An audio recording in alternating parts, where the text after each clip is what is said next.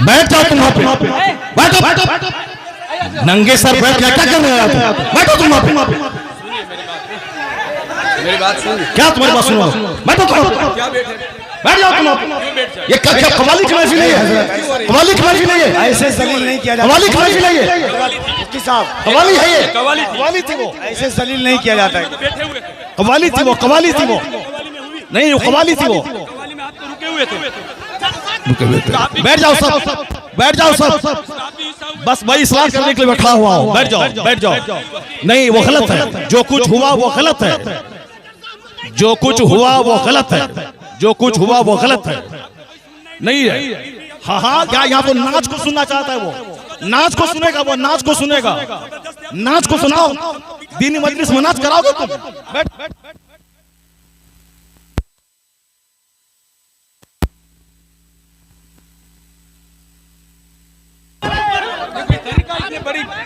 आप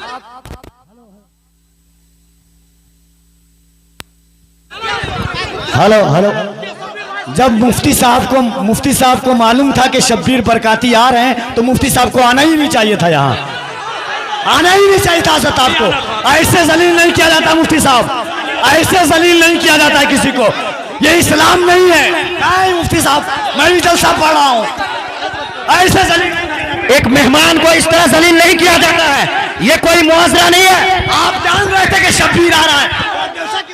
हजरत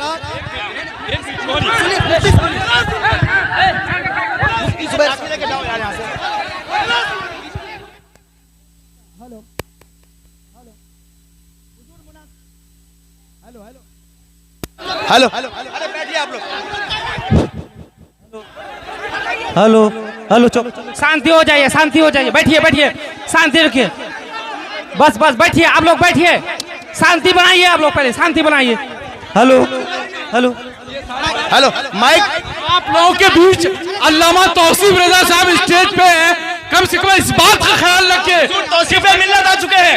नारे तकबीर, नारे रिसालत, आमद हुजूर तौसीफ मिल्लत, आमद हुजूर तौसीफ मिल्लत, नबी आला हजरत शहजादे हुजूर रेहाने मिल्लत, इश्क मोहब्बत। जो कुछ हुआ हम इससे बरी हैं।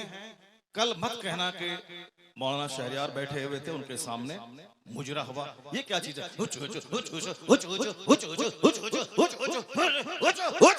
क्या है ये? क्या है ये? तुम लोग कल दियोबंदी हो जाओगे, मैं दावे से कहता हूं। और दियोबंदी कल मजाक उड़ाएगा पूर्णिया का। तुम्हें मालूम है कि आसपास में सारे गैर मुकल्लिद हैं, ये सब कल मजाक उड़ाएंगे बरेलवियों के जलसे का। कहेंगे बरेलवियों का जलसा ये होता है, बरेलवियों का जलसा यही होता है। क्या चीज है? क्या ये नाथखानी है? यही नाथखानी है। ये इको हटा दो तो उसके बाद क्या? इको तुम हटा दो, मेरे मदरसे का बच्चा इससे अच्छी नाच पढ़ता है, अरबी कॉलेज का बच्चा इससे अच्छी नाच पढ़ता है। हुचुड़ का नाम नाथखानी है। क्या किया तुमने? सुन्नियत को बदनाम किया, बरेलवियत को बदनाम किया, मसलक के आला हजरत को बदनाम किया। इसी का नाम जलसा है, इसी का नाम कॉन्फ्रेंस है, इसी का नाम सीरत का जलसा है। वो तो हम फंस गए मजमे में, हम बैठ गए, मुफ्ती जुबैर साहब भी फंस गए जो मजमे में बैठ गए। हम अपनी बराअत का इजहार करते हैं जो कुछ हुआ। मुफ्ती साहब किबला भी अपनी बराअत का इजहार करते हैं, ताकि कल मत बोलना कि मुनाज़िर अहले सुन्नत काज़ी सीमांचल बैठे हुए थे, उनके सामने मुजरा हो रहा था। हम लोग इससे बरी हैं। अगर रास्ता होता निकलने का तो हम निकल गए होते, वो रास्ता नहीं था, भीड़ की वजह से हम कुचल जाते, इसलिए हम नहीं निकले, मुफ्ती साहब भी नहीं निकले।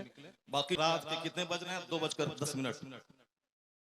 कितने बज रहे हैं? टाइम देखो तुम, रात के 2:10 हो रहे हैं, 2:10 हो रहे हैं। मालूम है क्या हुआ इसमें? पब्लिक का चंदा इसीलिए हो रहा है। बैठ जाओ, अगर बिहार की इज्जत प्यारी है तो बैठ जाओ, अगर पूर्णिया की इज्जत प्यारी है तो बैठ जाओ। या डांस करने के लिए जलसा होता है, चंदा होता है, बैठ जाओ सब। नाथखानी वो नहीं है जो तुमने सुनी है, नाथखानी वो नहीं जो तुमने सुनी है। भीड़ जुटाने का नाम जलसा है क्या? बैठ जाओ सब।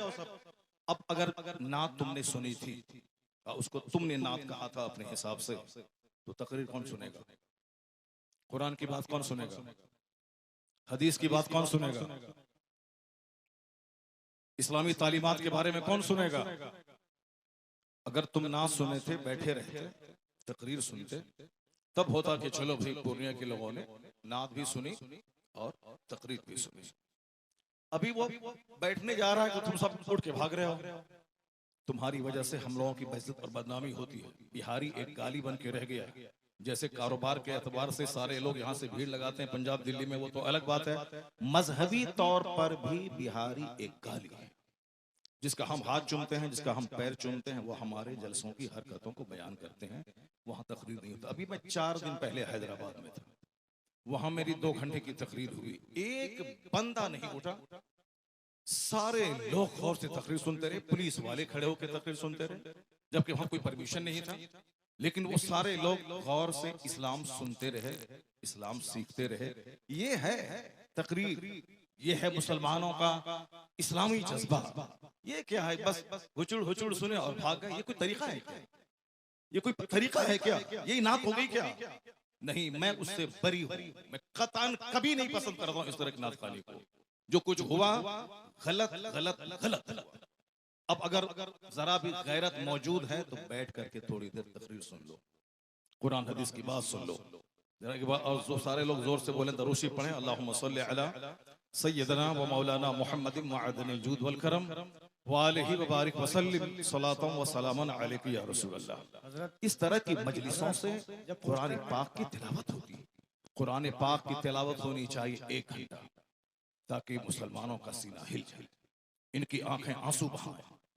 यहाँ कुरान पाक की तालीम के लिए मदरसा कायम होता है। मदरसे के जलसे में कुरान पाक की तालीम पे फोकस दिया जाता है। तो हमारे जलसे भी इस्लामिक इन्वायरमेंट में होते हैं।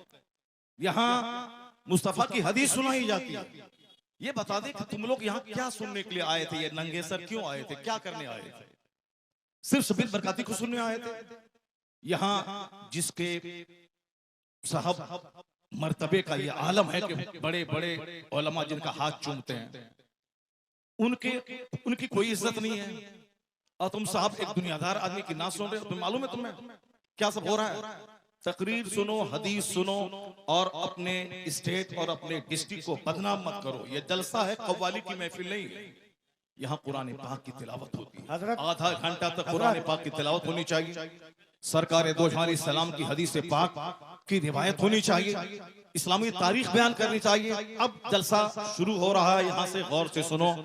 अल्लाह तबारक व तआला हमको और आपको सारे मुसलमानों को जलसे की कद्र करने की तौफीक अता फरमाए। जरा एक बार जोर से बोलो सुभान अल्लाह। हाथ उठा के बोलो ला इलाहा इल्लल्लाह मुहम्मदुर रसूलुल्लाह सल्लल्लाहु अलैहि वसल्लम। कुंतुम खैरा उम्मतिन उखरिजत लिन्नास तअमुरूना बिल मारूफ व तनहौना अनिल मुनकर। तुम बेहतरीन उम्मत हो, तुम बेहतरीन उम्मत हो जो लोगों की तरफ भेजे गए हो। और तुम्हारी ड्यूटी है नेक राह पे चलना, नेकी का पैगाम देना, और तुम्हारी ड्यूटी है बुराइयों से रोकना। ज़कात, आपके खैरात, आपकी खैरात, आपके सदकात का क्या हमने इस्तेमाल किया? वो इसीलिए है साहब, नाते पाक पढ़ना इसीलिए है ताकि हमें मुस्तफा से मोहब्बत है। वरना सिर्फ नाते पाक पढ़ना ही हमारी गर्ज़ो क़ायत नहीं है। हमारा मकसद हयात है अल्लाह की इबादत करना। अल्लाह की इबादतों में क़यामत के दिन ये सवाल ही नहीं होगा कि तुमने नात पढ़ी या नहीं पढ़ी।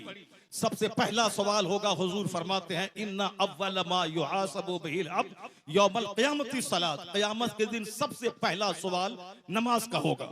फातिहा अच्छी चीज है मगर नमाज उससे बड़ी चीज है। जलसा जुलूस अच्छा काम है मगर नमाज पढ़ना उससे सबसे बड़ा काम है।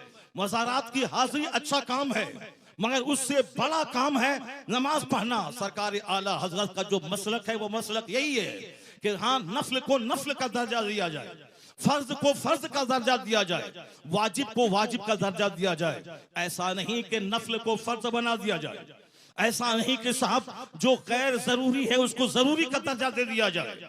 मसलक आला हजरत यही है कि फातिहा नफल है, नफल की हैसियत हो, जुलूस नफल है, जुलूस मोहम्मदी की नफल की हैसियत रहे, और मज़ारात की हाजिरी नफल है, उसकी हैसियत नफल ऑप्शनल की होनी चाहिए। सबसे पहला जो फर्ज आजम है वो नमाज है, फर्ज आजम नमाज है। दूसरा सबसे बड़ा फर्ज व रोजा है। एक फर्ज आजम ज़कात है, एक फर्ज हज है। ये बेसिक चीजें हैं। कयामत के दिन सवाल नमाज का होगा, कयामत के दिन सवाल रोजे का होगा, कयामत के दिन सवाल हज का होगा, कयामत के दिन सवाल ज़कात का होगा, कयामत के दिन सवाल अखलाक का होगा, कयामत के दिन सवाल फराइज़ व वाजिबात का होगा। नवाफिल का सवाल नहीं होगा। अगर नवाफिल फर्ज के साथ मिल जाएं तो फिर उसका दर्जा और बुलंद हो जाएगा। लेकिन फर्ज को छोड़कर नफल बेवजन है, फर्ज को छोड़कर नफल खसो खाशाक की तरह है। तो जो कहता है कि फातिहा हराम है वो मिसगाइड है। जो कहता है कि जुलूस मोहम्मदी हराम है वो गुमराह है। जो कहता है कि औलिया सालिहीन के आस्ताने पे जाना जरूरी नहीं है, फर्ज वाजिब नहीं है, वह जाना गुनाह है, नाजायज है, वो भी गुमराह है। और जो ये कहता है कि सिर्फ नमाज पढ़ें, दरगाहों पे जाना नहीं, वो भी मिसगाइड है। और जो ये कहता हो कि सिर्फ फातिहा पढ़ें, नमाज जरूरी नहीं है, सिर्फ जलसा करें, नमाज जरूरी नहीं है, सिर्फ नात पढ़ें, नमाज जरूरी नहीं है, सिर्फ साहब कव्वाली करें, नमाज जरूरी नहीं है, वो भी मिसगाइड है। बीच का रास्ता है मसलके एतदाल और मसलके आला हजरत के पहले फर्ज अदा होगा, फिर नफल अदा होगा। यहाँ नमाज भी अदा होगी, नियाज भी अदा की जाएगी, नमाज भी पढ़ी जाएगी, मज़ारात पे हाजिरी भी होगी, नमाज भी पढ़ी जाएगी, जुलूस मोहम्मदी भी निकाला जाएगा। ये फर्ज और नफल या दोनों मिलकर सीधा रास्ता जन्नतुल फिरदौस लेके जाएगा। नारे तकबीर, नारे रिसालत, यही मसलक के आला हजरत, इसी का नाम मसलक के अहले सुन्नत व जमात है। कल कोई बदअकीदा ये नहीं बोले कि इतने रुपए बड़ा जलसा हुआ, नमाज की बात नहीं हुई। मैं नमाज की वकालत करता हूं कि नमाज के बगैर जलसा बेवजन है, नमाज के बगैर फातिहा बेवजन है, नमाज के बगैर साहब जुलूस मोहम्मदी बेवजन है। इसलिए कि कोई नफल कबूल नहीं होता। आला हजरत ने लिखा है जब तक के फर्ज न अदा हो। 1 करोड़ रुपए की मस्जिद कोई तामीर करे ये नफल है, और ज़कात का 100 रुपया अगर किसी पे फर्ज है तो वो फर्ज है। आला हजरत फाज़िल बरेलवी लिखते हैं कि जब तक वो ज़कात अदा नहीं होगी कोई नफल खैरात काबिल कबूल नहीं होगा। इसका मतलब ये निकला कि जलसा नहीं होगा, ऐसा नहीं, जलसा भी होगा, नमाज पहले होगी, जलसा बाद में होगा, नमाज पहले होगी, फातिहा बाद में होगी, नमाज पहले होगी, नात बाद में पढ़ी जाएगी। आला हजरत से किसी ने पूछा था, हुजूर रमजान में तरावी की नमाज सुनाता हूँ, पढ़ाता हूँ, तरावी पढ़ाता हूँ, रमजान में रोजे रखता हूँ, कुरान शरीफ की तिलावत करनी पड़ती है, क्या मैं रोजा छोड़ सकता हूँ? आला हजरत ने कितना अच्छा जवाब दिया। कहा बहुत सारे लोग हैं जो रोजा भी रखते हैं और कुरान पाक भी सुनाते हैं। अलबत्ता रही बात कि जो कुरान रोजा रख कर कुरान नहीं सुना सकता है, उसको मालूम होना चाहिए कि तरावी की नमाज फर्ज नहीं है, तरावी की नमाज वाजिब भी वित्र की तरह नहीं है, तरावी की नमाज सुन्नत मुअक्कदा है। अगर किसी ने पढ़ा तो फर्ज छोड़ने के बराबर, किसी ने नहीं पढ़ा फर्ज छोड़ने के बराबर गुनाह नहीं होगा। जमात से नमाज पढ़ना ये क्या है, मुअक्कदा अल किफाया है।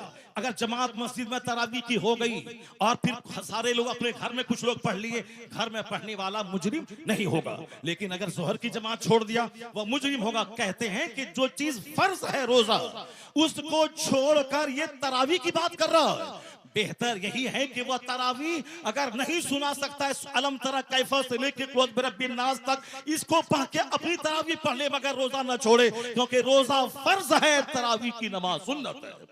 ये फर्ज को फर्ज समझा जाए, नफल को नफल समझा जाए, जुनून और मजनू बन के ये न बताया जाए जलसे और जुलूस और अपने आलिमों की तौहीन नहीं की जाए।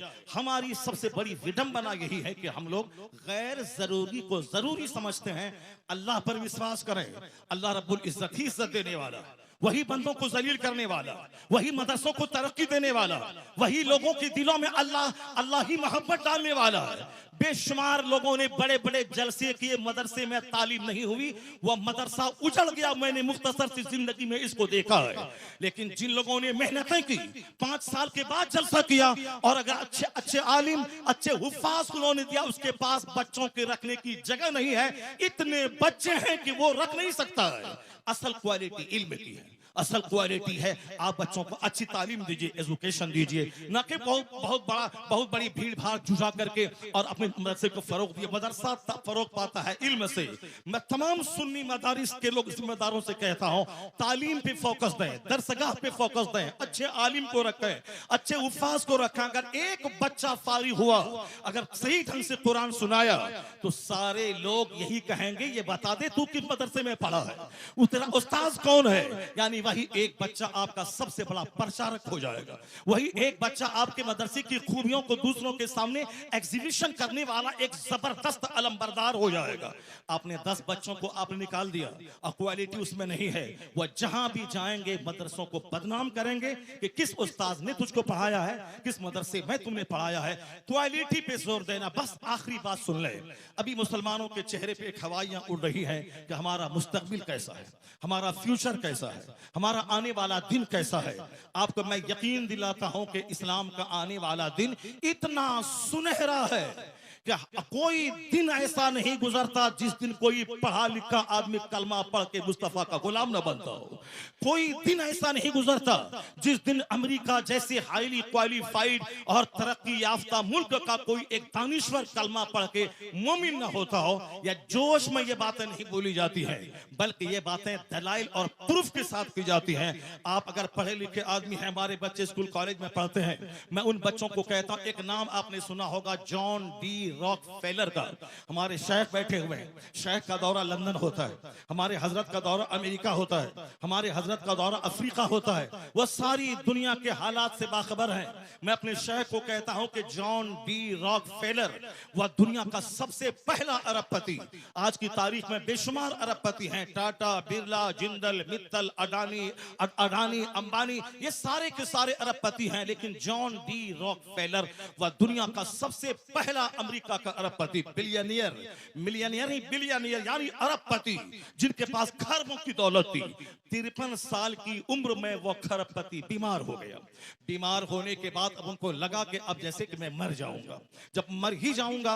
अक्सर आजकल ये डिप्रेशन का मर्ज बढ़ रहा है औरतों में भी और मर्दों में भी। औरतें भी कहती हैं कि अब मुझको ऐसा लगता है कि मैं मर जाऊंगी, मर्द भी कहते हैं कि थोड़ा सा बीमार हुआ, बुखार हुआ और लगता है कि जैसे कि अब मैं मर जाऊंगा। ये मरने की बात है, तो अब ठीक है, अच्छी बात है, मैं मर जाऊंगा, लेकिन मरने के बाद जहां जाऊंगा वहां के लिए तो काम बढ़ा देना चाहिए, वहां की इबादत बढ़ा देनी चाहिए। सिर्फ खौफ है कि मेरे बच्चों का क्या होगा, मेरी बच्ची का क्या होगा। नहीं, अक्लमंद वो है जिसको लगे कि अब मैं मर जाऊंगा तो उसको इबादत बढ़ा देनी चाहिए, सजदा बढ़ा देनी चाहिए, तिलावत बढ़ा देनी चाहिए, गुनाहों से सच्ची तौबा बढ़ा देनी चाहिए। ये होना चाहिए, ना कि साहब बाल बच्चों के खौफ में मौत से घबराना चाहिए। वमन यतवक्कल अलल्लाहि फहुवा हस्बुह, जो अल्लाह पे भरोसा करता है अल्लाह उसके लिए काफी होता है।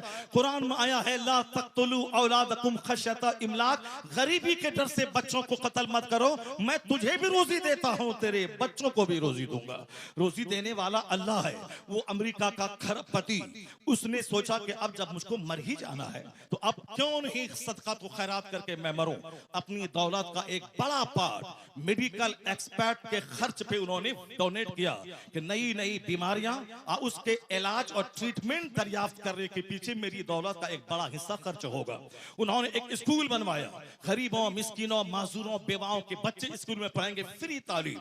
उन्होंने एक बहुत बड़ा हिस्सा अपनी दौलत का हॉस्पिटल पे वक्फ किया, यहाँ गरीबों, मिस्किनों, माजूरों, कम पैसे वालों का इलाज होगा। यानी अपने पैसे को गरीबों के लिए, सोशल वेलफेयर के लिए, चैरिटी के लिए उन्होंने दरवाजा खोल दिया। उसको ऐसा महसूस हुआ 2-3 महीने के बाद कि अंदर से उसका कैंसर का जख्म हल्का हो रहा है। ये द टाइम्स ऑफ इंडिया जो हिंदुस्तान का अंग्रेजी अखबार है, हमारे बच्चे तो एमए करने के बाद भी एक जुमला अंग्रेजी नहीं बोलते हैं। जिसको होना था डीएम वो चपरासी की भी नहीं बन पाए, जिनको होना था साइंटिस्ट वो गली कूचे का दिल फेंक आशिक बन गया।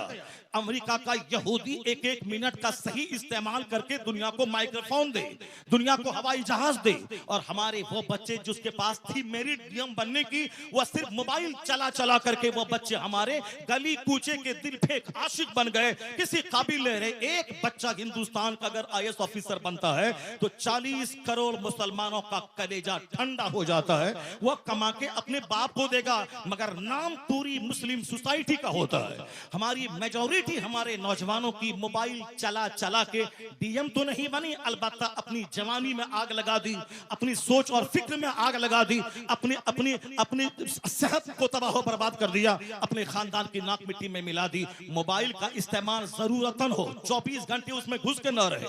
टॉयलेट का इस्तेमाल जरूरत हो, 24 घंटे टॉयलेट में घुसने वाला तबाह बर्बाद हो जाएगा, सेहत खत्म हो जाएगी। यहूदी एक एक मिनट को कीमती समझते हैं तो जलील कौम दुनिया में सबसे मालदार कौम है। जबकि नमाजों की पाबंदी हमें वक्त की कदर सिखाती है, जबकि सहर और इफ्तार का सिस्टम वक्त की कदर सिखाता है, जबकि ज़कात का मैनेज हमें एक एक मिनट को कीमती समझने का पैगाम देता है। 1 मिनट पहले दाना हलाल, 1 मिनट के बाद दाना हराम, ये हमें पंक्चुअलिटी सिखाता है। मगर अक्ल रहे तब न इन बातों पे हम गौर करें। हमारे पास तो गुस्सा बहुत ज्यादा है, हमारे पास जज्बात बहुत ज्यादा है, हमारे पास साहब छोटी फिक्री की वजह से हम जो लायक थे उस लायक नहीं बन पाए। अमेरिका का खरबपति, उन्होंने दौलतों का एक बड़ा हिस्सा स्कूल पे, हॉस्पिटल पे, गरीबों के राशन के किट पे और मेडिकल एक्सपर्ट की टीम बैठा के, ताकि नई बीमारियों का इलाज खोज करने के लिए वह टीम खास रहे। उनको ऐसा लगा जब से वह चैरिटी सदका तो खैरात का काम शुरू किया, अंदर से उसके बदन का जो कैंसर था उसका मर्ज दूर होने लगा। 4 महीने के बाद उन्होंने टेस्ट करवाया, उसके अंदर का कैंसर खत्म हो चुका था।